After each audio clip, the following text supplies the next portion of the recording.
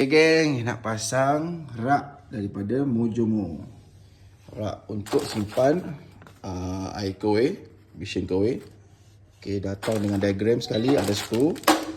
Okay, ada 3 table. Okay, ni batang dia 4, 1, 2, 3, 4. So, jom kita pasang. Okay geng, ni dah pasang dah.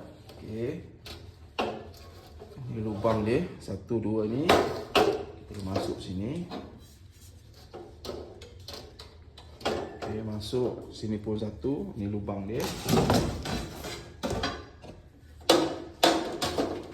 Ni sampailah ni atas, sampailah yang ketiga, yang ini. Okay, so saya pasang dulu. Okay geng, dia siap bagi pelapik. Okay, pelapik untuk kaki dia. Ni ada 4.